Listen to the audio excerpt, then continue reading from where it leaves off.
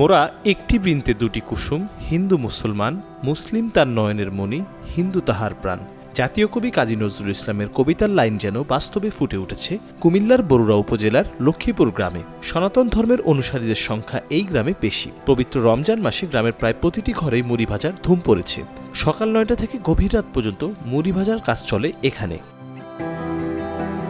গ্রামের প্রায় প্রতিটি ঘরের আঙিনায় বড় বড় চুলায় হাতে মুড়ি ভাজার কাজ করছেন নারীরা। মূলত নারীরাই এই কাজটি করে থাকেন। সারা বছর মুড়ির চাহিদা কম থাকলেও রমজান মাস ঘিরে বেড়ে যায় তাদের ব্যস্ততা। রোজার অন্তত ২০ দিন আগে তারা মুড়ি ভাজার কাজ শুরু করেন, চলে ঈদ পর্যন্ত।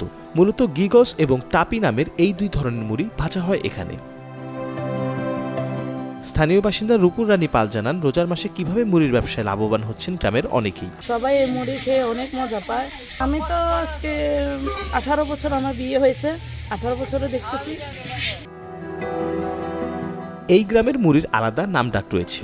এখানকার মুড়ি দেশের বিভিন্ন জেলা ও উপজেলায় যায়। হাতের পাশাপাশি এখন মেশিনেও ভাজা হচ্ছে মুড়ি। এই মুড়ি জেলার চাহিদা পূরণ করে ঢাকা, ফেনী, নোয়াখালী, চট্টগ্রাম সহ দেশের বিভিন্ন জেলায় যাচ্ছে। বসুন্ধরা ডায়াপেন্ট এখন আরো উন্নত। এই হট এয়ার থ্রো টপশিট দ্রুত শোষণ করে সোনামণিকে দেয় কোমল অনুভূতি।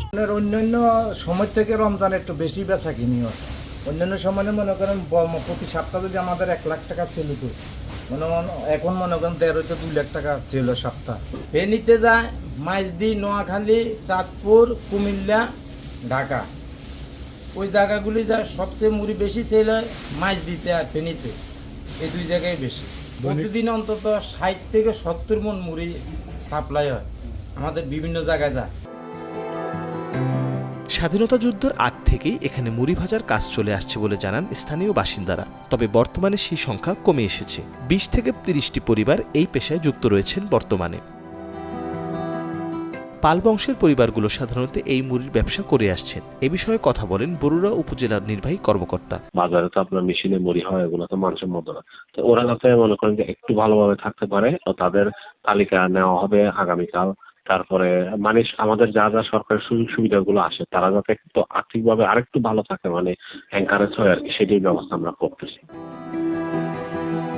সারা বছর মুড়ির চাহিদার কম থাকলেও রমজান মাস ঘিরে ব্যস্ততা বেড়ে যায় সনাতন এই পরিবারগুলোর। প্রতি চুলায় প্রতিদিন ভাজা হচ্ছে 50 থেকে 70 কেজি পর্যন্ত মুড়ি।